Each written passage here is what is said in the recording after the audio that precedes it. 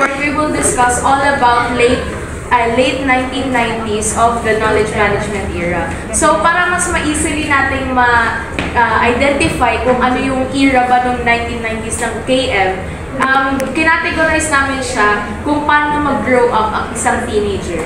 So, kada report namin, may mga title kami. So, sa amin, ang akin is yung pre-teen era ng knowledge management. Sinumber ko, anong title mo? Knowledge management blow up. Blow up? Blow up. Sige sa'yo, yung pangatlo, sa'yo pangatlo. Internet. Knowledge management internet.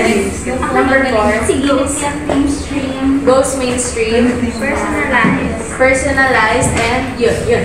So, bago ang lahat, para mas maintindihan ninyo, naggawa kami ng dula-dula. Para mas easy namin ma-identify. Okay? So, ready. Okay. 1, 2, 3, go! Imagine mo, knowledge management, parang brain power ng negosyo mo. Brain power? Baka naman ka lang satsat dyan. Gusto ko yung sureball na diskarte. Hindi, imagine mo, ibigay ka agent sa isang adobo. Adobo? Bakit ganun yung knowledge management na yun? Baka mas mababa sa isang sakong bawang. Kung recipe lang naman, tatanungin ko na lang ang nanay ko. Ganda! Sakit na na! Ay, sorry. Ang ganda mo na! Nakakapalang putik mo!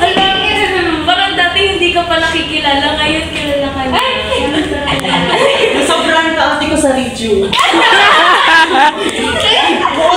Ay, talaga. KM, isa ka na. Glow up. Naku, Nena, hello? Yung mga, alam mo ba, Nena, yung mga knowledge management na yan, parang mga bagong gimmick lang yan. Dati uso pang pager, tapos yung Betamax. Saan na ngayon?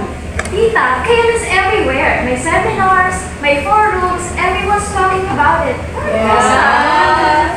Perfect. Sige. Nag-airdrop na sila. Thank you. Diyos ko po!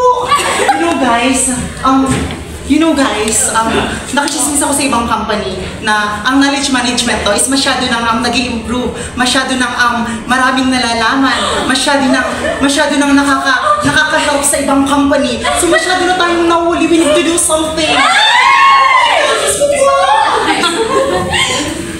Sige po.